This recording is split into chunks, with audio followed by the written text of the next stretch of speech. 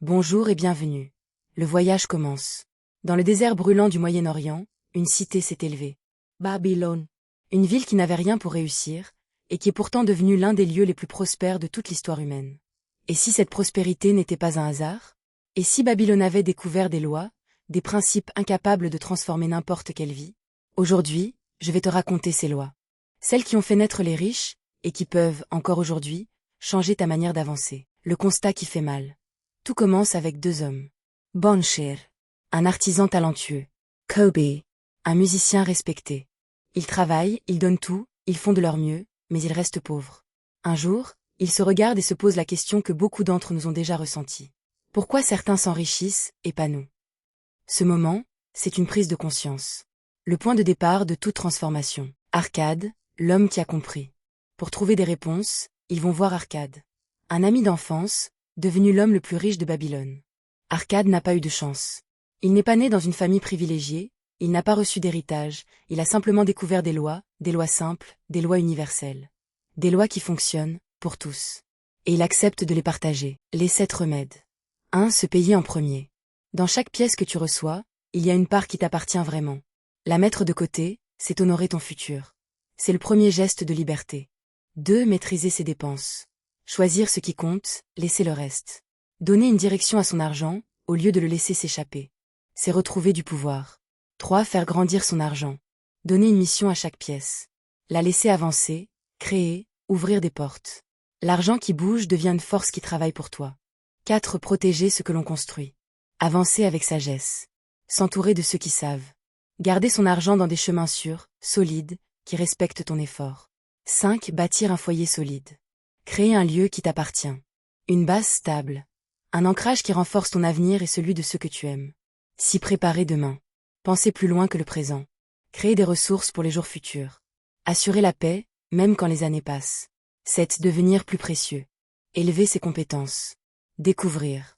S'ouvrir à plus grand. Chaque nouvelle idée, chaque nouvelle compréhension augmente ta valeur et ouvre des chemins que tu ne voyais pas encore. Les 5 lois de l'or. L'or vient à celui qui le respecte. Garder une part de ce que l'on gagne, c'est envoyer un message à la vie. Je suis prêt. L'or se rapproche de ceux qui respectent leur propre avenir.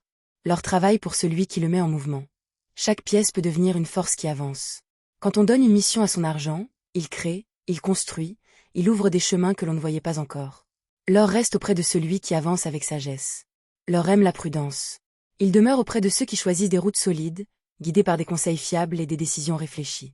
L'or s'éloigne de celui qui se lance dans l'inconnu. Quand on met son argent dans ce que l'on ne comprend pas, il s'enfuit. L'or fuit les chemins flous, les promesses vagues, les idées sans fondation. L'or disparaît devant les illusions. Les gains impossibles, les raccourcis, les mirages, l'or n'y répond jamais. Il se dissout dès qu'on le pousse vers des rêves trop rapides pour être vrais. La discipline, le mouvement, la libération. La clarté ouvre le chemin.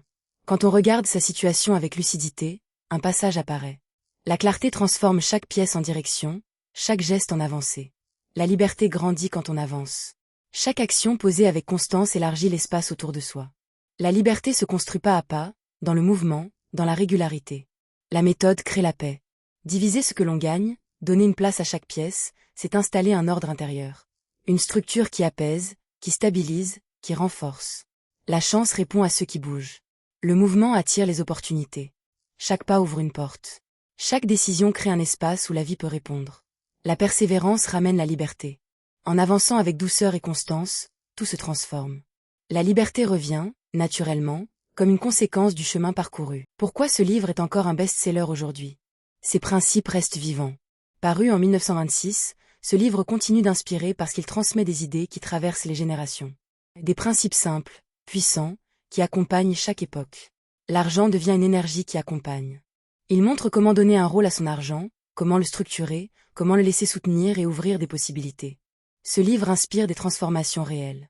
Il guide vers des gestes concrets, des habitudes qui créent du mouvement, de l'espace, du souffle.